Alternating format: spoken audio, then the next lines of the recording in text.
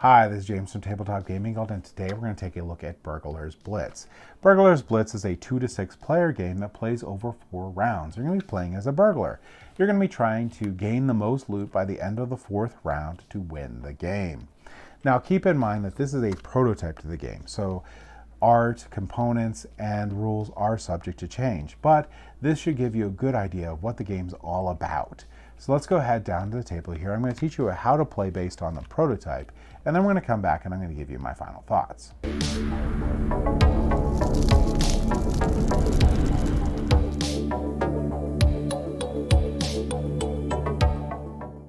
Now remember, this is a prototype, so everything in here could be subject to change, but this should give you an idea of the game itself. You are all burglars sneaking into a mansion and aiming to steal some valuable loot without getting caught. But the number of items your loot bag can hold is still limited. Snatch the right items and right time and get out before the cops arrive. Maybe you'll flee the scene thanks to a getaway driver just as the cops show up, but beware the mansion guard dogs that can slow you down, the burglar alarm that might get tripped accidentally, and your fellow burglars who might swipe your loot. Will you rush to fill your bag and get out quickly, or will you push your luck for the big ticket items and risk getting busted? You have 4 heists to prove whether you are foolish, crook, or a clever mastermind. So again, this game is going to go over 4 different rounds here. Now the contents for the game here is you're going to get 47 cards here. You're going to get 32 item cards, 13 action cards, 1 safe card, and 1 dry erase card, and you're also going to get 1 cop car here. Now, you'll also get a dry erase marker. Now, the point of this little setup here is for you to score between rounds. So you're going to write down your score for each of the players here on this little dry erase board for each of the 4 rounds. Person with the most points is going to end up winning. So there's a couple terms that you need to know in this. The term loot bag is used shorthand for the cards face up in front of a player on the table, and does not involve any physical bag. It's just basically going to be would you call your tableau in front of a player there, is what that is. So setup for the game is pretty straightforward. You're going to place the police card and the safe card right here. You're going to shuffle the 32 cards and 32 item cards and 12 remaining action cards together. Then you're going to take 6 of these randomly and place them here underneath the safe. All right, so some of these games are going to effectively be removed from the game. Now you can actually open that safe if you get the key, but effectively it's removed. And you're also going to start a discard pile. So this is going to be your discard pile here. This is a used pile, and this is your deck here. And you're going to set aside that scorecard and marker for now. Those are, again, going to be used for writing down your score between rounds here, which we're going to go over 4 rounds. Your goal is to find the most valuable items you can without getting caught. But you cannot swap out items from your loot bag for more valuable items you come across later. So you have to make tough decisions about which items you're going to take and which items you're going to leave behind. If you fill your loot bag, you immediately flee the scene and score the items. But if the cops show up first, you're busted and you don't score anything. So you have to keep that in mind. Now, the game, again, is going to go over 4 rounds, and players are going to take turns in a clockwise order. In the first round, the youngest player starts. In every round that follows, the player to the left of that first player starts that round. The round continues until all players, one by one, flee the scene, or the cops show up and all players still in the mansion get busted. Now, based on the storage, or based on the player count, is how much storage you have in your bag. If you're playing, and this game plays up to 6 players, but if you play 2 to 4 players, each player's loot bag is full when they get to 5 cards. In a 5 to 6 player game, it's going to be 4 cards. So that's how many cards you're going to aim to try to fill in your loot bag. And we're going to be pretending we're playing a 6 player game. So we're going to have a loot bag of 4. But if we were playing, again, a 2 to 4 player game, we'd have a loot bag of 5. So when it's your turn, you can choose one of 3 options. You might not always have these three options available. You can choose one of them. So option A, draw the top card from the deck and choose whether to take it or discard it. So I can draw this top card here, and look, I have a silverware, which is going to be 5 points here. Now I could take that or discard it. I'm going to take it. So that's going to be one of my 4 things in my loot bag. I could have discarded it and it would have gone here. The other option is I could take the top card from the discard pile. Now, if I was paying attention here, this is an 18. This is a ring. This is super valuable. So I would have took the top card from the junk pile instead and put that in my little bag here, because that's super valuable. The option C, I can resolve the effect of any action card I took on a previous turn. We're going to go over action cards in a little bit, but those are the 3 different things you can take, and you have to pick one of those on your turn. When you take a card from the top of the deck or the junk pile, add it to your loot bag by placing it face up in front of you, like I did. The cards in your loot bag should form a single row. So when I get the next one, I'll just place it beside here. And again, I will immediately flee if I get up to 4 here.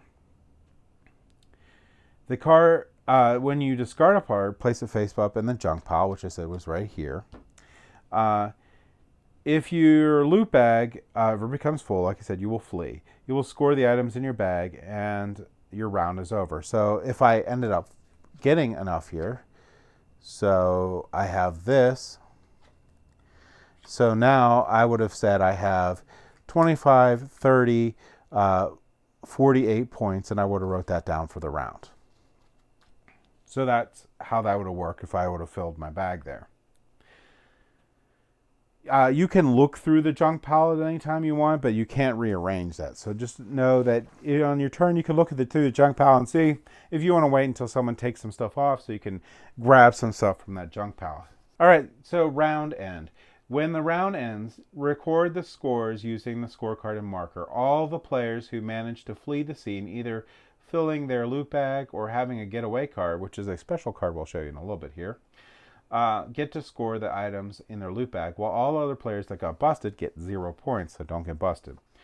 If this was the 4th round, you proceed to final scoring to determine the winner. Otherwise, repeat the setup and prepare for the next round. So basically, you will take all the cards, reshuffle them up, place this deck out here, place 6 random cards underneath this vault, and place the police card by the side. Item cards. The item cards range in point value from 1 to 20. There are 2 cards of every value in the range, except for there's no 4s, 9s, 14s, or 19. The point value of each of the cards is listed on the top of the card here, but is also shown at the bottom edge using the icon. So basically, you can add these up down here, and they'll make the same number here. So the diamonds are 10 points, the bills are 5 points, the coins are 1 point. So this is 10, 15, 18 points, which matches this number up here. So that's going to be the values of those item cards. We also have a lot of action cards. So the safe here does not get shuffled into the deck. It contains a different set of 6 random cards each round. Can be unlocked when the round ends if you have a key. You might contain a combination of items worth point values, but action cards aren't worth any points. Now, let's see here. Where we have a key here. We have a couple different, so this is a security alarm. We'll go over that in a second. There's the key. Okay, so here's the key. So the key is going to access the safe. It allows you to unlock the safe at the end of the round and score every item it contains as long as you don't get busted by the cops. So if you get the key, you probably want to hold on to it and then flee as fast as possible to be able to score. It occupies a card slot in my loot bag, so it does count as one of the loot items. Not all the special cards do. The key itself isn't worth any points. We have the burglar alarm. This is very important. The burglar alarm is very interesting. When you're going to shuffle the police card into the remainder of the deck, resolves immediately when drawn, then goes into the used pile, which is going to be up here. This guy's going to get shuffled into the remaining deck, and that's going to cause that if the police car appears later on, it's going to bust all the players who are still in the mansion. Now, this may not actually appear because it is possible the burglar alarm is inside of the safe, so keep that in mind. We also have these cute little guard dogs. What do these guard dogs do? Count as an entire turn when drawn. Goes beside your loot bag when drawn, then goes into the use pile on your next turn, which also counts as your entire turn. So you're basically losing 2 turns if you run into a guard dog. You also have these swipe ones. These are the swipe items here. Allows you to take any card or action card from a loot bag of an opponent who has not fled the scene. Once you've fled the scene, your stuff's safe, by the way. Cannot be used on the same turn you take it.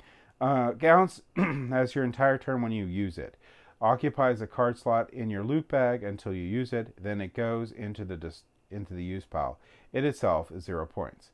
By the way, the dog does not count as a loot bag thing. It's a separate. So that's one of the ones that doesn't count. We also have a getaway driver in here. So the getaway driver is going to be a car. The getaway driver is going to basically protect you from getting busted by the cops. If you're still in the mansion when the police is drawn, you get to escape and still count up your points, which is really cool. If you do not draw a keyed swipe or getaway driver, but choose to discard it, it goes into the junk pile, not the used pile. So if you draw one from the top of the deck and you don't want it, it would actually go into the discard pile instead of the goes in the junk pile instead of the discard pile, and that'll let someone else pick it up. I don't know why you would want to do that, but maybe there's a reason. So we're going to keep on going until we get to the 4th round. Once the 4th round is completed, we're going to add up our points totals from all 4 rounds. And the player with the most points is going to win. If there's a tie, the player who scored the highest in the 4th round wins. If the tie persists, the tie player with the highest single score in a round will win. So that is going to be Burglar Blitz. That's going to be how you play it. Now, let's go ahead back up to the table here, and I'm going to go ahead and give you my final thoughts on Burglar Blitz.